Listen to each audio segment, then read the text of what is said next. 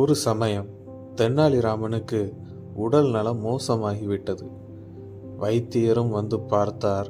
வைத்திய செலவு நிறைய ஆகும் என்று சொல்லிவிட்டு போய்விட்டார்.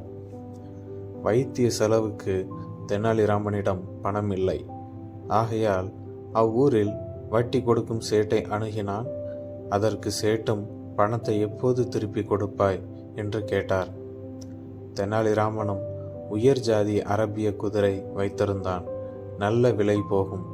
அதனால் உடல் நலம் தேறியதும் குதிரையை விற்று பணம் தருவதாக சொன்னான். அவன் சொன்னதின் பேரில் சேட்டும் நம்பிக்கையோடு பணம் கொடுத்தான்.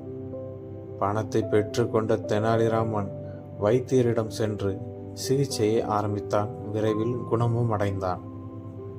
பல மாதங்கள் ஆவின. தெனாலிராமனிடமிருந்து பணம் வருவதாக தெரியவில்லை. ஆகையால் சேட் தெனாலிராமனை சந்திக்க புறப்பட்டான். தெனாலிராமனை பார்த்து, என்னப்பா, உடல் குணமானதும் குதிரையை விற்று பணம் தருவதாக சொன்னியே, இன்னும் தரவில்லையே, உடனே என்ன பணத்தை கொடு என்று சேட் கேட்டார்.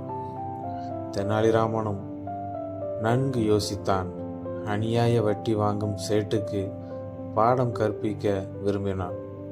சரி, குதிரையை விற்று பணம் தருகிறேன், என்னுடன் நீயும் வா என்று அவனையும் அழைத்து கொண்டு பக்கத்து ஊரில் நடக்கும் சந்தைக்கு புறப்பட்டான்.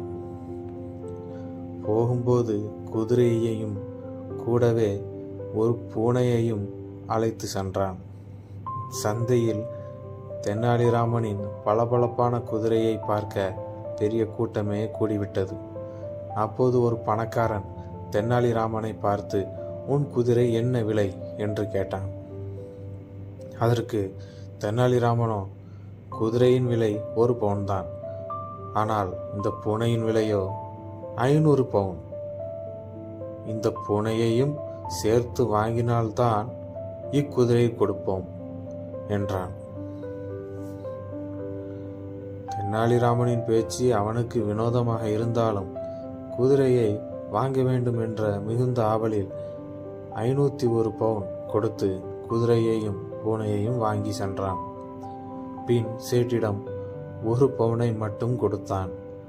ஆனால் 1 பவுன் சேட்டு வாங்க மறுத்து விட்டான்.